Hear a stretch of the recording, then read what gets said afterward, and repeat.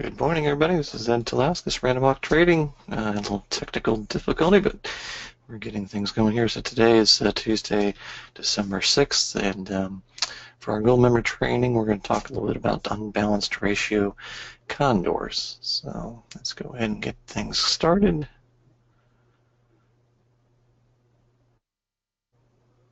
And we'll get our disclaimers out of the way. Yep. And Random Walk is not a broker-dealer nor investment advisor. This presentation is for educational purposes only. We don't know your situation, what level of risk is right for you, as we're not making any specific trade recommendations. The risk in trading options can be substantial, so please be careful before you place any trades on your brokerage platform. Actual P&L can vary and be affected by liquidity, commissions, and slippage. So today, like I said, we're going to talk a little bit about unbalanced ratio condors. And one question I'd like to ask is, how can you profit from a potentially strong bull move while protecting yourself from the downside? And the answer is a ratio condor. We'll do a couple examples here.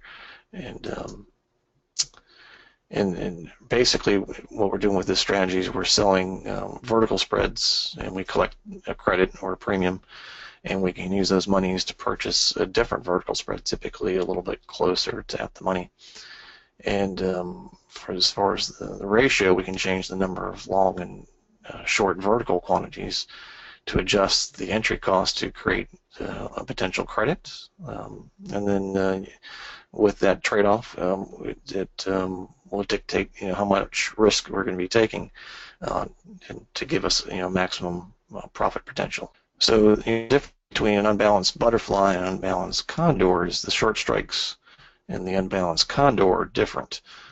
Whereas when you're talking about an unbalanced butterfly, the short strikes are the same. This is the same strikes, but the combination, the strike widths, both the verticals and also the ratio of the verticals makes a pretty highly flexible tool for either initiating or adjusting trades. So it's a good tool in the trading arsenal. If you're starting one out or want to adjust it, it's a pretty powerful technique, or I guess a strategy, because they're using a combination of different options. And many times people say, well, what's the right ratio? Well, it's obviously going to depend on what you consider a good risk reward and how much risk you want to take. But you need also to take in consideration the level of IV of the underlying.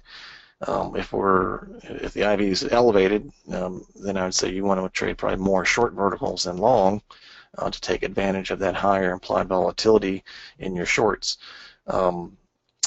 And you can do that by like we had with 5 to 15. So maybe you do 5 to 20 when IV is high.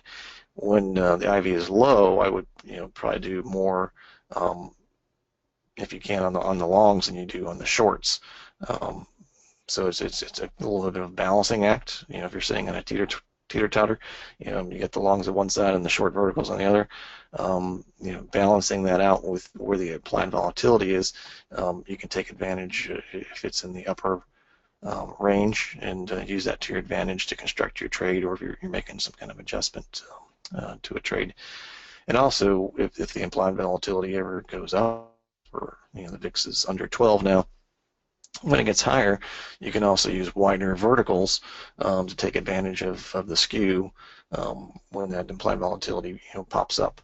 So that's something to keep in mind. So it's highly custom. It's almost like making your own apple pie. You can adjust the amount of sugar, the amount of apples, the type of apples, and we're kind of customizing it to fit our needs.